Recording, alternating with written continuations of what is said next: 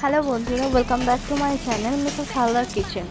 আজকে আমি আপনাদের সাথে শেয়ার করব আমার শাশুড়ি মায়ের শেখানো একটি রান্না, লাউ পাতা দিয়ে চিংড়ি মাছ বাটা।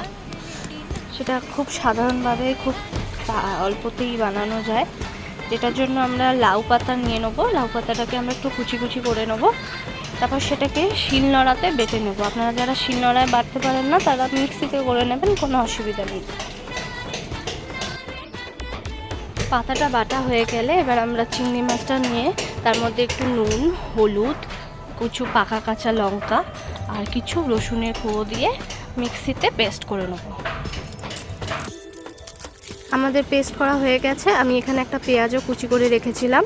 এবার একটা কড়াই গরম করে সর্ষের তেল দিয়ে, সর্ষের তেলটা গরম হলে আমরা শুকনো লঙ্কা দিয়ে দেবো দুটো। শুকনো লঙ্কাটা ভালো করে লাল লাল করে ভেজে নেব।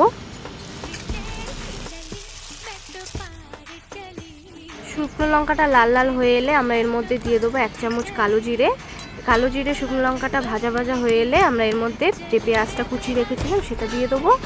পেঁয়াজটা একটু লাল লাল ভাজা হলে আমরা যে চিংড়ি মাছটা পেস্ট করে রেখেছিলাম সেই চিংড়ি মাছটা আমরা এর মধ্যে দিয়ে ভালো করে ফ্রাই করব। যতক্ষণ না চিংড়ি মাছের জলটা টেনে নিচ্ছে আমরা ততক্ষণ এটা ফ্রাই করব। দেখুন চিংড়ি মাছটা ফ্রাই হয়ে গেছে। এবার আমরা এর মধ্যে যে লাউ পাতাটা বেটে রেখেছিলাম সেটা দিয়ে দেবো। লাউ পাতাটা দিয়ে আমরা ভালো করে ওটাকে নাড়াচাড়া করব।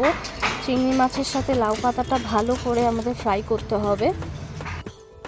ভালো করে চিংড়ি মাছের সাথে লাউ পাতাটা আমরা নেড়ে চেড়ে তার মধ্যে সামান্য পরিমাণ নুন আর সামান্য পরিমাণ হলুদ দিয়ে আবারও কিছুক্ষণ নাড়াচাড়া করে ভালো করে মিক্স করে নেব।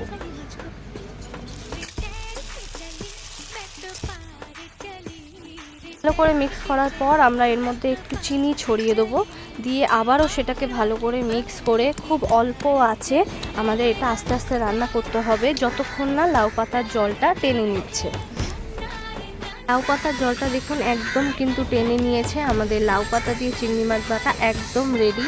গরম ভাতের সাথে সার্ভ করুন। আর ভিডিওটা ভালো লাগলে লাইক, কমেন্ট আর শেয়ার করে দিন। Thanks for watching.